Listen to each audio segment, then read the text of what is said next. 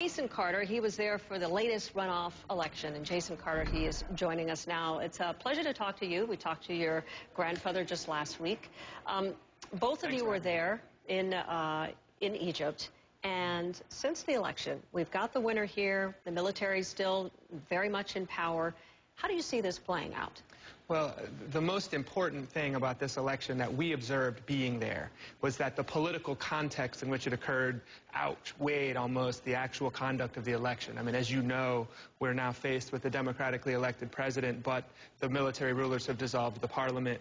They have limited the powers of the president. They've reinstituted aspects of martial law. So that process and those actions that are frankly undemocratic have cast great uncertainty over where we go from here.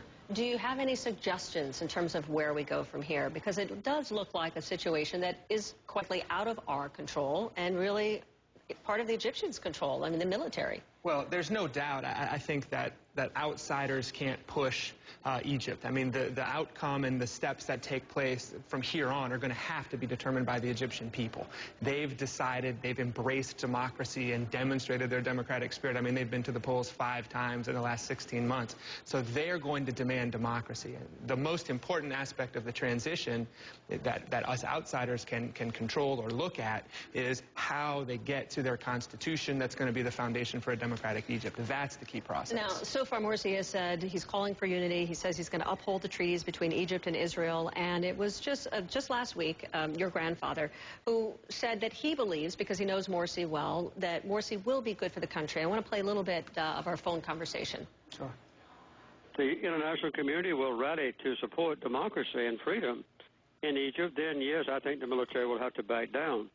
But there's going to have to be a strong statement made from the United States once the identity of the president is known, regardless of who it is, that the military must cede power, give up power to the elected officials. Otherwise, the entire process, I think, is going to be disapproved by not only the international community, but also by the people of Egypt, and they might even go back to demonstrations, including violence. I hope that doesn't happen. So he hopes that doesn't happen. Edward Walker, he was a former U.S. ambassador to Egypt. He told our Candy Crowley over the weekend that he has some doubts in terms of whether or not Morsi really is going to be good for peace and stability in the country. I want you to listen to that very quickly. This is the real problem of this election. No matter whose name goes up there, does either man have the ability to lead the country? And I would say the answer is no. What do you think? Well, I think that, again, you know, you have a situation in Egypt now where the Egyptian people have embraced democracy. We don't know what that means yet. And we obviously can hold, as an international community, can hold President Morsi and others to those democratic principles of freedom of religion, of women's rights, of all of the things that we all believe need to hold firm. And that's what I think my grandfather was saying. Are they confronted with difficulties? Absolutely. You know, there's economic issues, there's a divided country.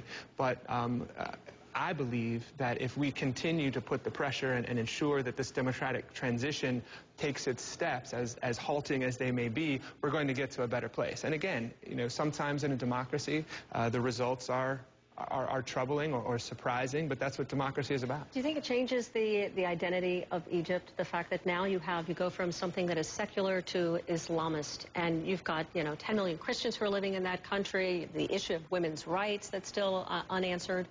Well, I think, you know, importantly, there doesn't appear to be an Islamist mandate out of this election. I mean, the Muslim Brotherhood got 26% of the vote in the first round of the presidential election, and what we saw was a huge number of people choosing, as you said, sort of between were they more secular or more democratic. And I think that people, many of those people who would be secular Democrats and not Islamists, threw some support to Morsi. So he recognizes, I think, that he has a coalition that's made up of Islamists and seculars. And I think he's going to try to bring those people together. So. I want you to see, I asked your grandfather about a year ago what his legacy would be. He says he's in a very good place. He's doing a lot of fun things. I want you to listen to what he said. I like that. The best times of my life have been the last 30 years since I left the White House.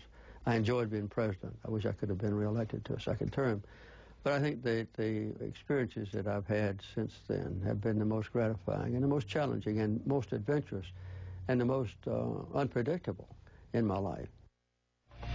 he told us he was hunting and fly fishing and a whole bunch of other things. What do you think of your grandfather's legacy? He first of all, he really is enjoying himself now, as you can tell.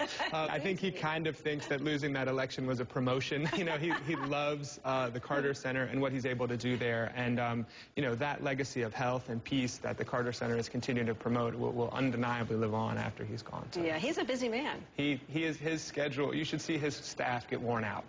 He has to rotate through them because his pace is so fast. So, all right. No, he's great. Well, you're following in his footsteps. Appreciate you. Thank you very much, Jason. Likewise. Thanks for having me. Well,